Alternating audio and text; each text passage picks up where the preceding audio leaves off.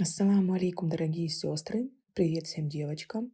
Сегодня я вам расскажу, почему я, украинка, приняла ислам по собственному желанию, по убеждениям.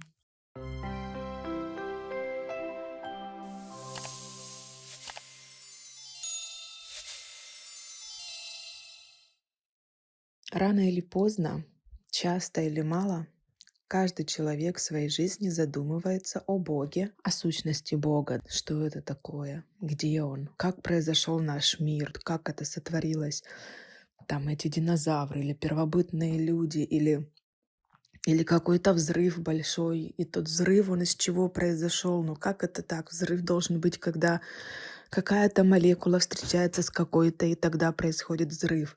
То как он произошел, когда еще ничего не было? Вот как это случилось? Так и я в своей жизни искала Бога, когда я была маленькая, и я хотела какое-то желание загадать, и я понимала, что нужно с этим желанием как бы идти к Богу. И я подхожу к маме и говорю: мам, а где Бог? Я хочу помолиться или попросить там у него что-то. Она мне показывает икону Иисуса и говорит: вот, говорит, молись.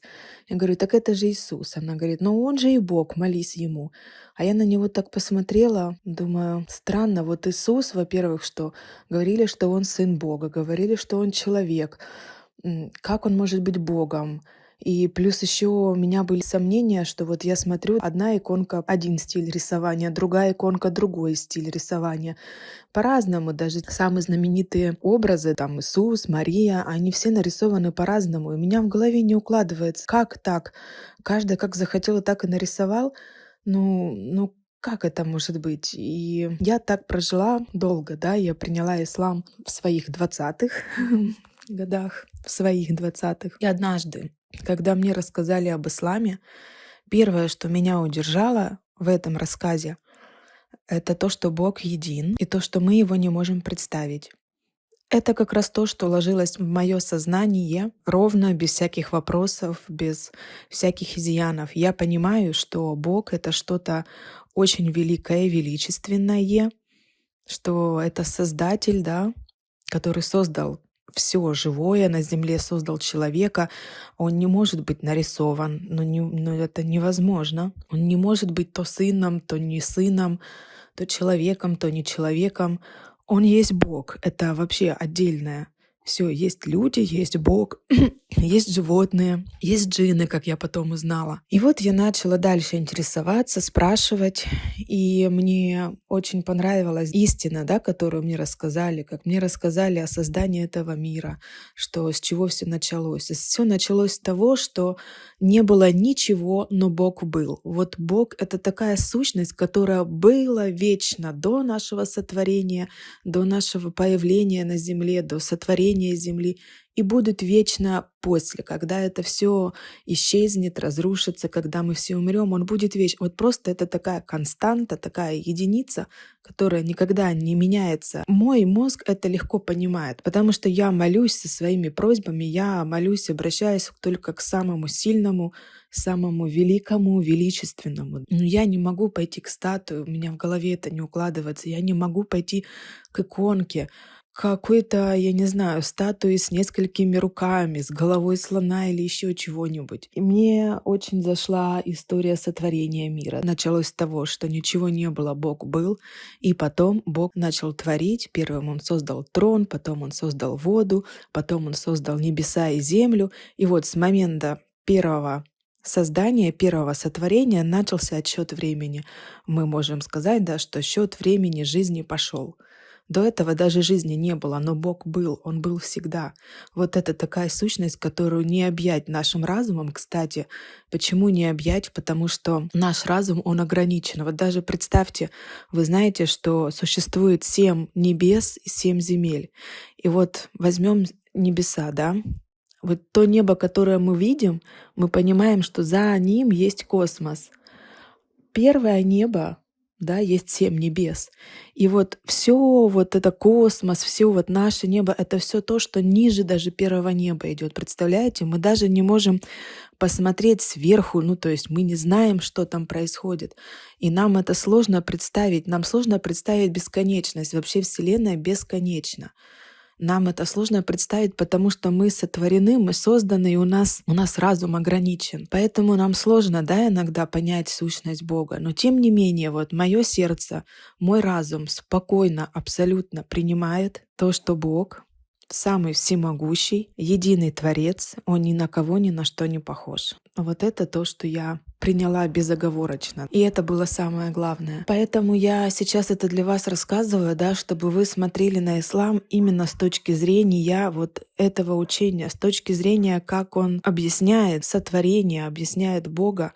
Потому что твое отношение с Богом, мы часто закрываем глаза, мы иногда кому-то стыдно сказать, что он пошел молиться или что. Мы же все современные, крутые, и этот современный мир, он не подразумевает веру в Бога или богобоязненность. Это не есть круто сегодня. И об этом люди не говорят. Но для нас самих эта вера, это понимание и принятие, да, то есть четкое понимание без вопросов, это дает нам внутреннюю уверенность, внутренний стержень. Это вообще облегчает. Я почувствовала такое облегчение, когда ты понимаешь, как все создано, как это все работает, и ты понимаешь, что да, Бог вот у меня всю жизнь, да, я даже когда была маленькая, вот в голове это витало, что вот, ну как же, ну Бог вот где-то, ну что-то не то, что-то не то.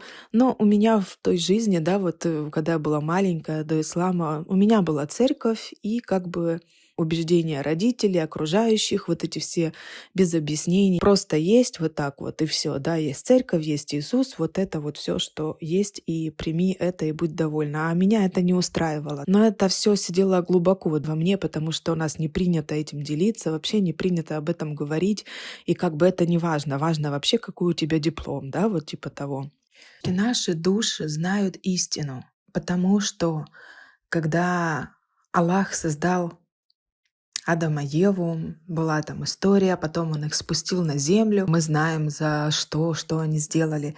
И тогда Аллах из спины Адама вывел все души всего рода человеческого, все души, что будут жить, которые вот уже жили, если мы говорим про наше время, да, сейчас, которые жили, и мы с вами там были, наши души, все души вышли, и они засвидетельствовали свою веру в Аллаха. То есть они признали Аллаха Богом, одного единственного. И поэтому я говорю, что наши все души у нас глубоко-глубоко в душе, если покопаться, мы все верим в единого Бога.